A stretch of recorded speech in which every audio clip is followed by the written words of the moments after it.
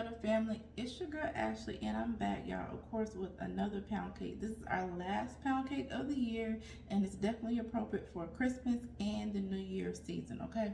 So, y'all, here it is: buttered rum pound cake, Mile High style. About to drop the plate.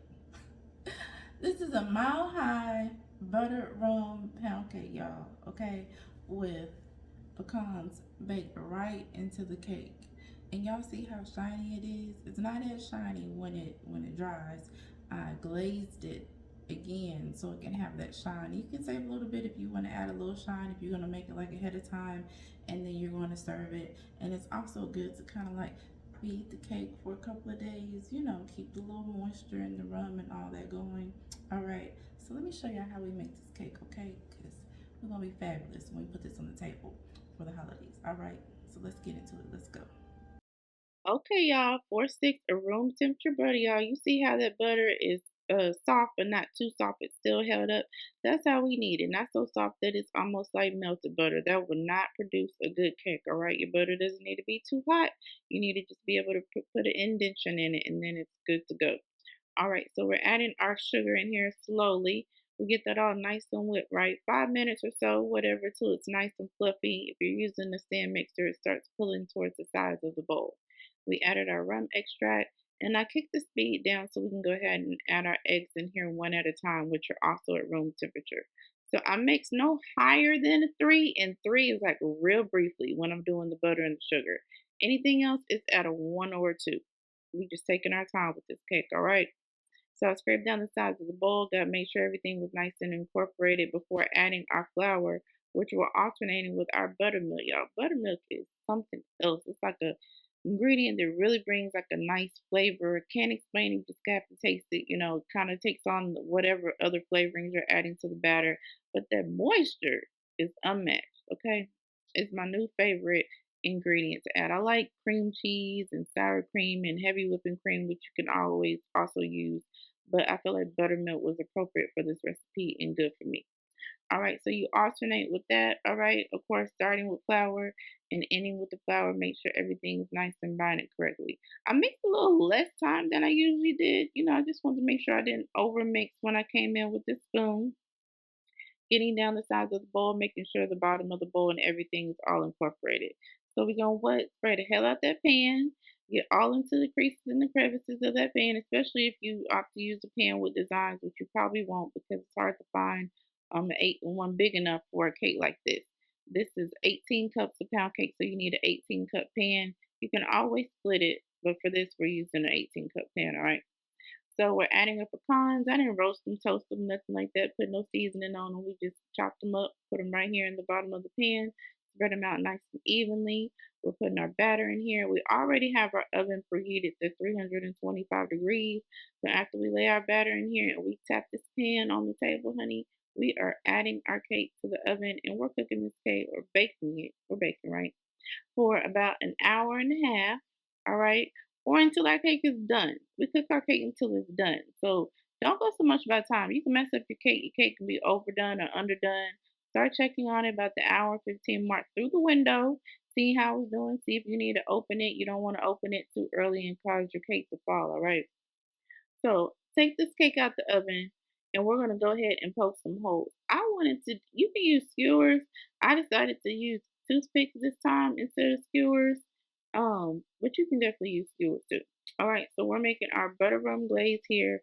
So we're adding our butter. It don't need to be room temperature, any special temperature, because it can melt in the pan. But if it's room temperature, it'll melt faster, right?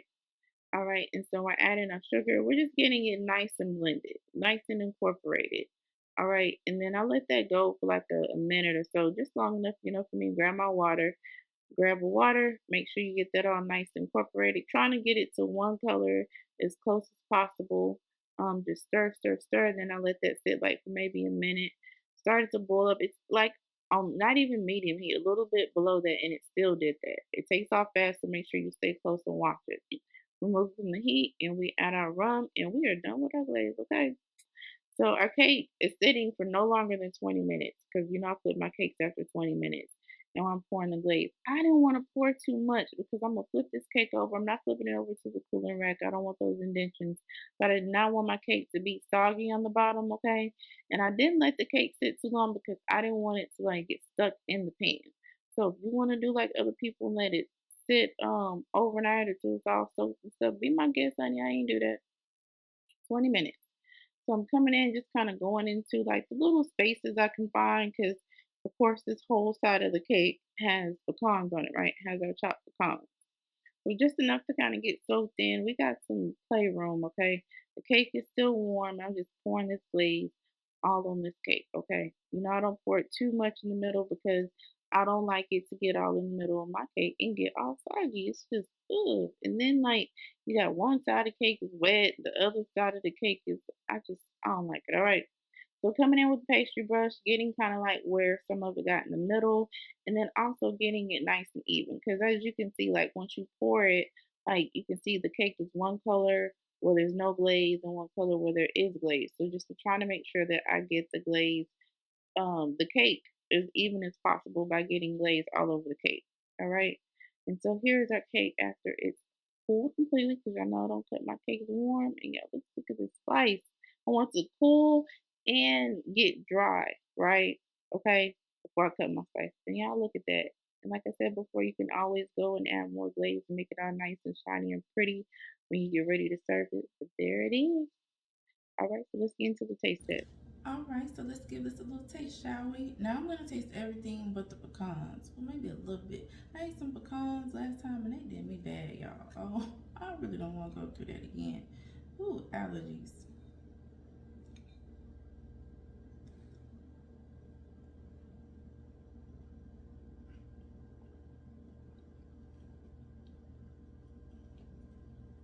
Y'all can't hear that crunch, but baby, y'all see I didn't put too much glaze before I flipped it because I didn't want to be soggy at the bottom. It's not soggy. It's got a little crunch. Definitely buttery. Rum infused, but not too much. A little extra might have been good. Yeah, I'm feeling like a boozy pound cake. Yeah. Ooh, and you can even like put a little extra glaze on